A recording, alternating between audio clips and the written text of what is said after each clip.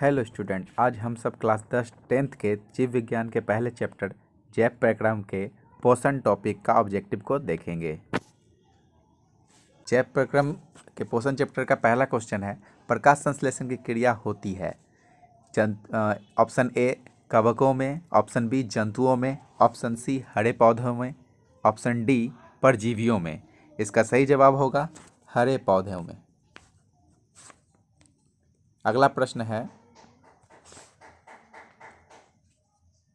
Glucose के एक अणु में ऑक्सीजन के कितने परमाणु होते हैं?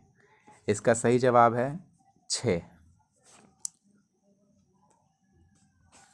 अगला प्रश्न है, मनुष्य और अन्य मांसाहारी जीव निम्नलिखित में से किसका पाचन नहीं कर पाते हैं? ए प्रोटीन, बी सेल्यूलोज, सी वसा, डी इनमें से सभी। इसका सही जवाब होगा ऑप्शन बी सेल्यूलोज। अगला प्रश्न है, मनुष्य के मुख गुहा में कितने जोड़े लाल ग्रंथियां पाई जाती है? इसका सही जवाब है 3। अगला प्रश्न है, दांत के सबसे ऊपरी परत है ए डेंटाइन, बी एनामेल, सी अस्थि, डी क्राउन। इसका सही जवाब हो जाएगा बी एनामेल। अगला प्रश्न है, मुख गुहा में आहार का कौन सा भाग का पाचन होता है? Option A protein, option B carbohydrate, option C वसा, ऑप्शन डी न्यूक्लिक अम्ल। इसका सही जवाब है कार्बोहाइड्रेट। अगला प्रश्न है,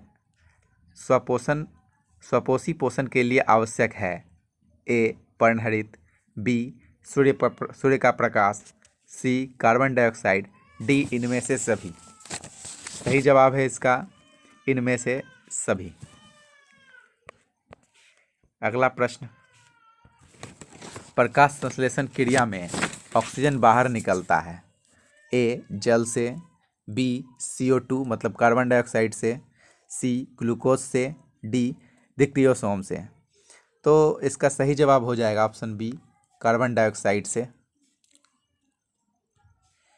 अगला प्रश्न है, मैग्नीशियम पाया जाता है ए क्लोरोफिल में, बी लाल रक्त कण में, सी वर्णी लवक में, डी श्वेत रक्त में।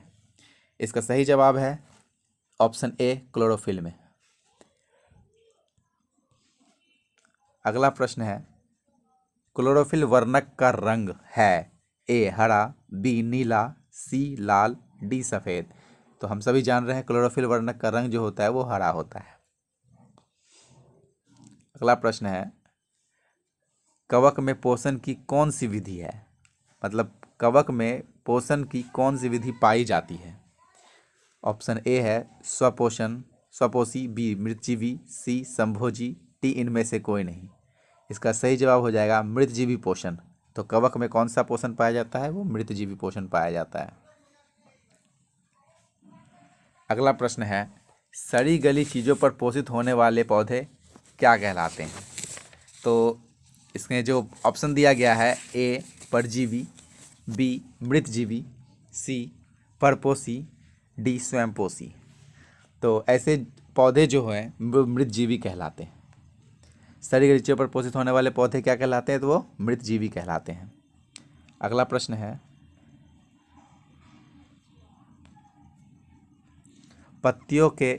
पत्तियों में गैसों का आदान प्रदान कहाँ होता है? ए सिरा, बी रंध्र, सी मध्य सिरा, डी इनमें से कोई नहीं। इसका सही जवाब होगा ऑप्शन बी रंध्र।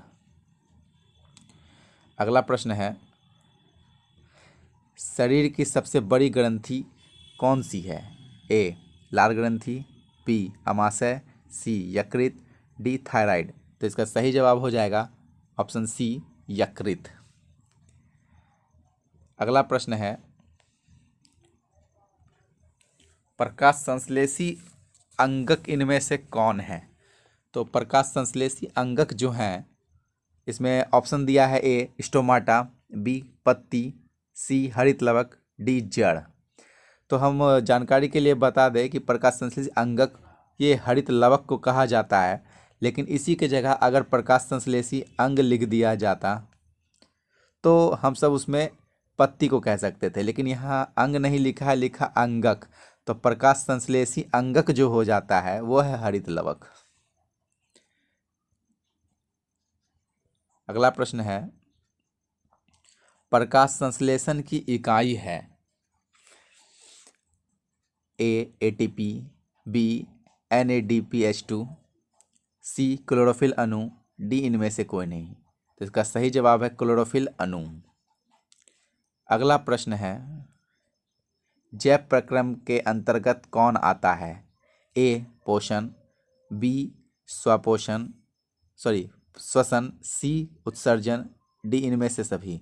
तो हम सब जानते हैं कि जैव प्रक्रम के अंतर्गत पोषण भी आता है, श्वसन भी आता है और उत्सर्जन भी आता है, तो इसलिए इसका सही जवाब जो हो जाएगा वो इनमें से सभी, ये हो जाएगा। अगला प्रश्न है, पर्णहरित का मुख्य कार्य है। तो पर्णहरित का मुख्य कार्य क्या है? ए ऑक्सीजन मुक्त करना, बी प्रकाश ऊर्जा को अवशोषित करना, सी CO2 मुक्त करना, डी जल अवशोषित करना। तो इसका सही जवाब है ऑप्शन बी, प्रकाश ऊर्जा को अवशोषित करना। अगला प्रश्न है, प्रकृति में ऑक्सीजन का संतुलन कैसे बना रहता है? ए संयोजन क्रिया से, बी प्रकाश संश्लेषण, सी अपघटन और डी है इनमें से कोई नहीं। तो इसका सही जवाब हो जाएगा प्रकाश संश्लेषण, क्योंकि प्रकाश संश्लेषण की क्रिया द्वारा पौधे कार्बन डाइऑक्साइड को लेते हैं और प्रकाश संश्लेषण की क्रिया से O2 मतलब ऑक्सीजन का निर्माण करते हैं, इसलिए प्रकृति में ऑक्सीजन का संतुलन बना रहता है। अगला प्रश्न है, आंत रस कहाँ से स्रावित होता है? ए अमाशय, बी छोटी आंत, सी बड़ी आंत, डी मुख गुहा। तो इसका सही जवाब हो जाएगा छोटी आंत। अगला प्रश्न है, पित्त कहाँ से स्रावित होता है? ए यकृत अमाशय, बी मुख गुहा, सी यकृत, डी छोटी आंत। तो इसका सही जवाब है सी यकृत। अगला प्रश्न है, छोटी आंत में पूर्ण रूप से पचा भोजन क्या कहलाता है?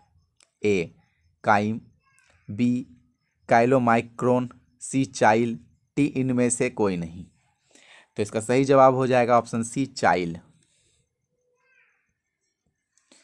अगला प्रश्न है, तंत्र प्लॉक कैसे बनता है? ए मुंह के खाद्य कणों एवं जीवाणुओं से, बी टूथपेस्ट से, सी जीवाणुओं के क्षय से, डी इनमें से कोई नहीं। तो इसका सही जवाब हो जाएगा ऑप्शन ए मुंह में खाद्य कणों एवं जीवाणुओं से। जब कोई भोज्य पदार्थ हम करते हैं अब वो हमारे मुंह में जमा रह जाता है, तो वही खाद्य कण जो होता है और जीवाणुओं के मदद से वो दंत प्लॉक बन जाते हैं। अगला प्रश्न है, शाकाहारी जीवों में छोटी आंत की लंबाई कैसी होती है? तो ऑप्शन ए में दे दिया गया है अधिक लंबी, बी मध्यम, सी छोटी, डी इनमें से कोई नहीं।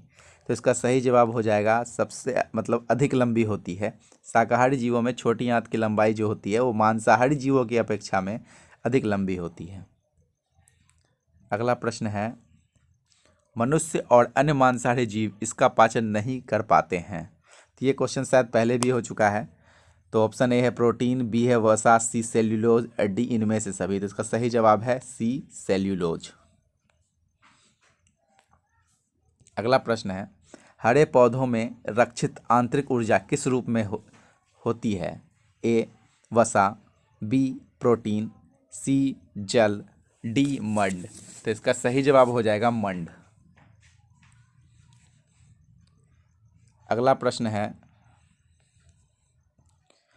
प्रकाश संश्लेषण में प्रकाश ऊर्जा रूपांतरित होता है।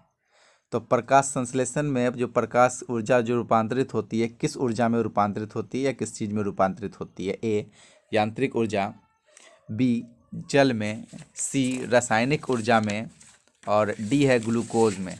तो इसका सही जवाब हो जाएगा रासायनिक ऊर्जा में, ऑप्शन सी। अगला प्रश्न है, पौधे नाइट्रोजन किस रूप में प्राप्त करते हैं? ए नाइट्रिक के रूप में, बी नाइट्राइट के रूप में, सी ए और बी दोनों, डी इनमें से कोई नहीं। तो ये जो पौधे होते हैं नाइट्रोजन को नाइट्रेट और नाइट्राइट दोनों के रूप में लेते हैं, इसलिए इसका सही जवाब हो जाएगा ऑप्शन सी, ए और बी दोनों। अगला प्रश्न है, यह जीव भोजन का विघटन अपने शरीर के बाहर करते हैं। ठीक है, ए फफूंद, बी ईस्ट, सी मशरूम, डी इनमें से सभी। तो इसका सही जवाब हो जाएगा ऑप्शन डी, इनमें से सभी। अगला प्रश्न है, शरीर की सतह से पोषण, श्वसन और उत्सर्जन इसके मुख्य लक्षण हैं। ए मच्छर, बी चींटी, सी मकड़ी, डी अमीबा। तो इसका सही जवाब हो जाएगा डी अमीबा। अगला प्रश्न है, क्रमाकुंचक गति कहाँ पाई जाती है? ए मांसपेशियों में, बी आहार नली में, सी हृदय में, डी इनमें से सभी में। तो इसका सही जवाब हो जाएगा ऑप्शन बी, आहार नली में। अगला प्रश्न है, अमाशय का पिछला भाग क्या कहलाता है? तो ए कार्डियक, बी फुंडिक, सी पाइलोरिक, डी पैरोटिड। तो इसका सही जवाब हो जाएगा ऑप्शन सी, पाइलोरिक।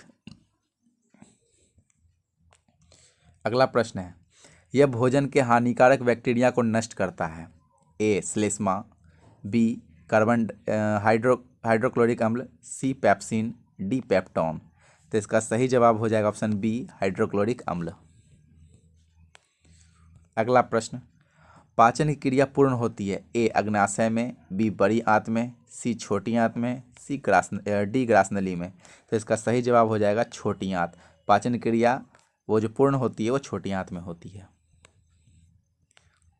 अगला प्रश्न है, छोटी आंत एवं बड़ी आंत के जोड़ पर पाई जाने वाली एक नली नुमा रचना क्या कहलाती है? ए सीकम, बी रेक्टम, सी कोलन, डी अपेंडिक्स। तो इसका सही जवाब हो जाएगा ऑप्शन ए, सीकम।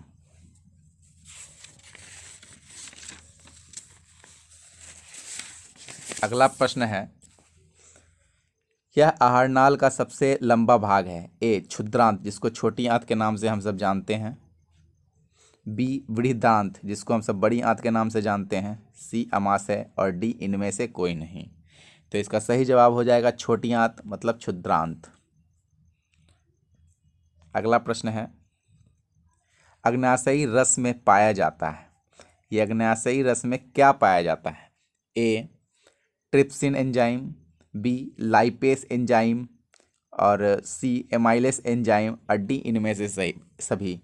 तो इसका सही जवाब हो जाएगा इनमें से सभी, क्योंकि ये तीनों एंजाइम अग्न्याशयी रस में पाए जाते हैं।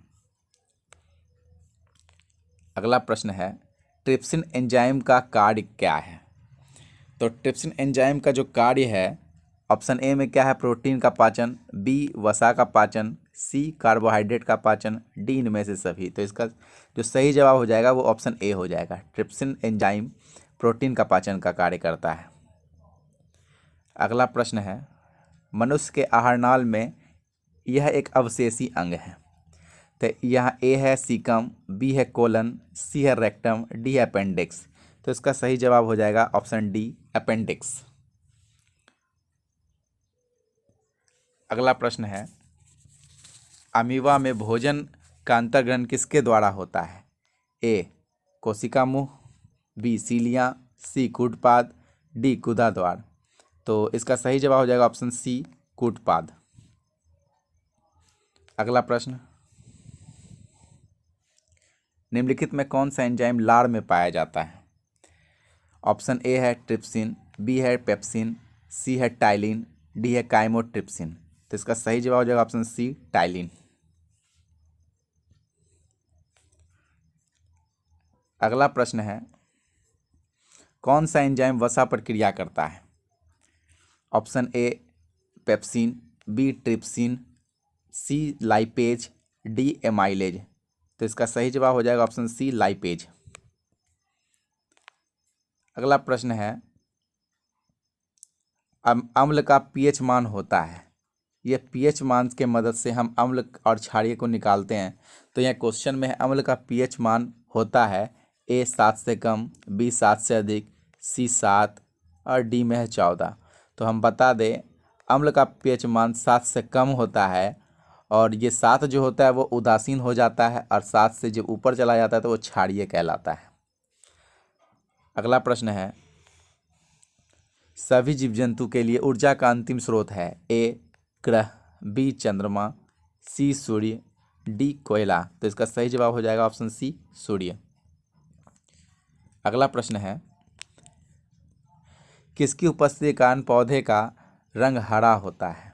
ए chlorophyll, B leucoplast, C phytochrome, D इनमें से कोई नहीं। तो हम सभी जानते हैं क्लोरोफिल की उपस्थिति के कारण क्या होता है, पौधे का रंग जो होता है वो हरा होता है। अगला प्रश्न है, हाइड्रा में क्या पाया जाता है? ए मस्तिष्क, बी तांत्रिक, ऐसे तंत्रिका होगा, ये मिस्टेक बाय मिस्टेक लिखा गया है, तंत्रिका यही है, तंत्रिका। सी मुख और डी है स्पर्शक। तो हाइड्रा में जो पाया जाता है ऑप्शन डी स्पर्शक। अगला प्रश्न है, न्यूक्लियस शब्द किनके द्वारा दी गई है?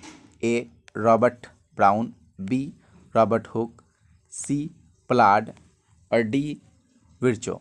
तो न्यूक्लियस या न्यूक्लियस शब्द जो दिया गया है वो रॉबर्ट ब्राउन के द्वारा दिया गया है।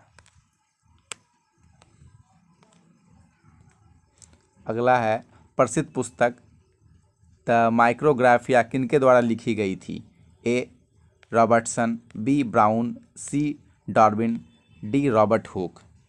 तो इसका सही जवाब हो जाएगा ऑप्शन डी रॉबर्ट हुक। अगला प्रश्न है, पौधों और पशुओं की कोशिकाओं का वैज्ञानिक अध्ययन क्या कहलाता है? ए आनुवांशिकी, बी कोशिका विज्ञान, सी साइटोजेनेटिक्स, डी उत्तक विज्ञान। तो इसका सही जवाब है कोशिका विज्ञान। अगला प्रश्न है, ग्लूकोज का निर्माण होता है किस चीज़ में? हिल्स अभिक्रिया में, बी अप्रकाशिक अभिक्रिया में, सी क्रेब अभिक्रिया में, डी ग्लाइकोलिसिस के समय। तो इसका सही जवाब हो जाएगा अप्रकाशिक अभिक्रिया में, या ऑप्शन बी। ग्लूकोज का निर्माण जो होता है वो अप्रकाशिक अभिक्रिया में होता है। इस वीडियो में इतना ही, अगले वीडियो में मिलते हैं अगले चैप्टर और कुछ नए प्रश्न को लेकर के। तब तक के लिए धन्यवाद।